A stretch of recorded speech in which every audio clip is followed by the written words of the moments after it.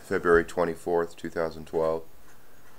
Well, the plants are going for it. They finally are taking off after I transplanted them.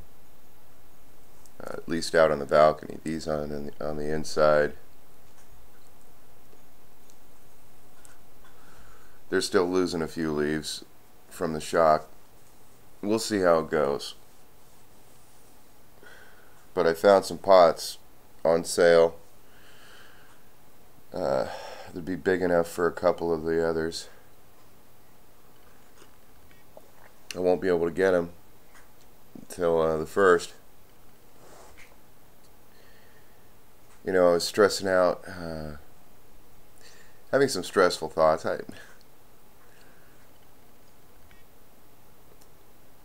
I'm not sure.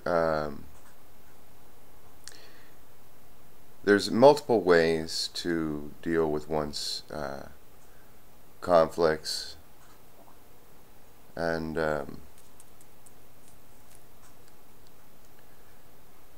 last night as I was coming home, I noticed that the moon was just filling up. The first little sliver was just hanging there like a pendulum underneath Venus.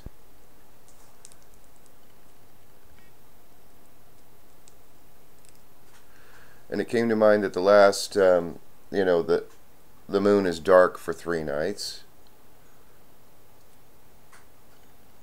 And perhaps the last few days have been a sense of emptiness. And in that experience of emptiness, because we just entered into Pisces as well, which is a dreamy kind of astrological symbolism.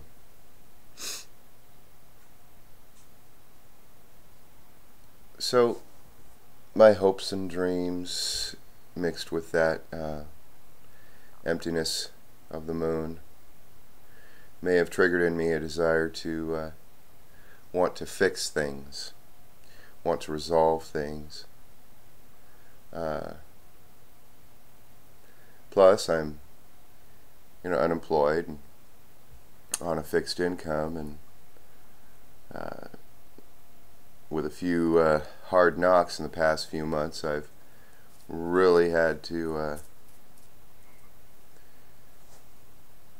limit myself, and I've also really focused on walking again, doing a few miles a day, and making sure I'm really up on my regimen, my physical therapy regimen. I'm feeling pretty good about it with the weights and the new weight set, as well as my other weights, and got some good core training VCR tapes that I picked up from hospice. Out of, I think I got 12.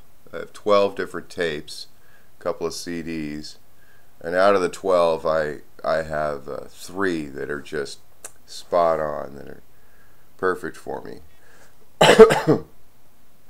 Denise Austin put out a couple that are just kick-ass.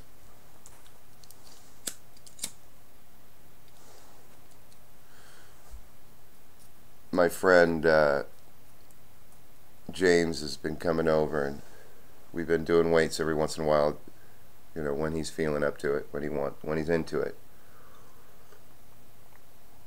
He's up to it any time, it's just he may not be into it. And he saw me doing the core training,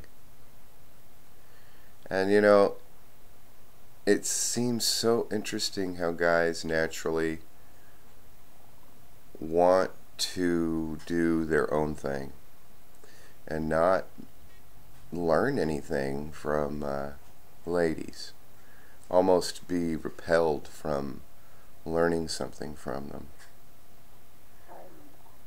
And my pain and women have been 2 of my greatest teachers.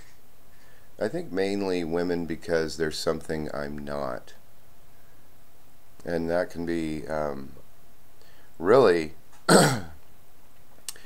mind-blowing, you know, to have a perspective that is totally other than your own, and still holds water, you know, obviously.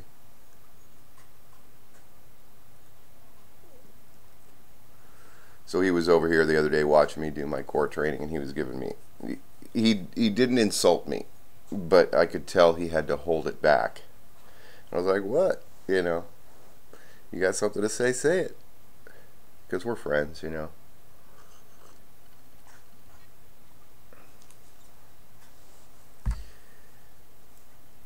I was thinking of reading Nietzsche and his, Nietzsche, however you pronounce it, and how he went through this stage of aphorisms. And I was like, oh, I like this. I could do this, you know. And there was a few aphorisms, and I thought of one this morning. When profit is king, people come second. And from that elaborated, you know, the selfishness doctrine, the basic deal that we're selfish and lazy, and that someone who personally profits at another person's expense, and then in my experience realizing that that for a lot of people who really don't understand why capitalism developed and how it developed and how economy works and trade, barter, they actually think that capitalism is profiting at another person's expense, and it's quite alright.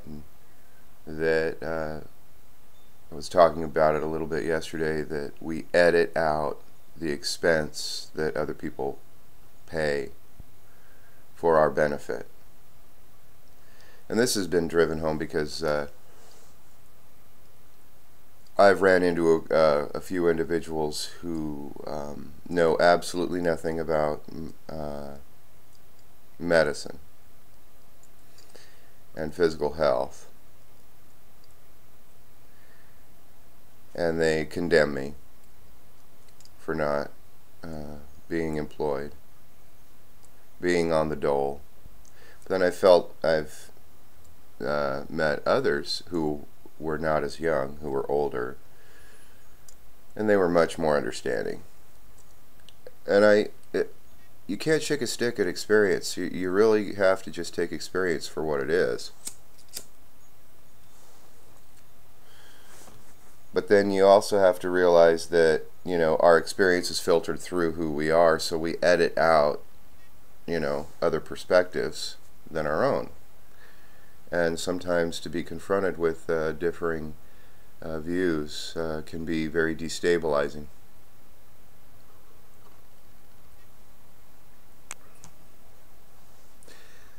That's why I find that in some instances astrological symbolism can be perspective enhancing.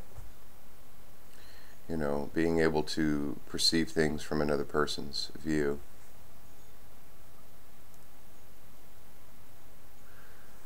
And this Buddhist Hindu idea of emptiness, that also, you know, being so different from my own Christian upbringing,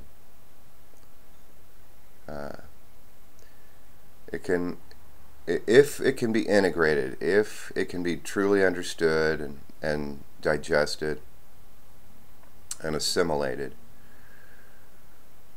it can be very, you know, holistic. It can you know, having those two opposites, seeming opposites, to bounce off of for our own perspective to arise.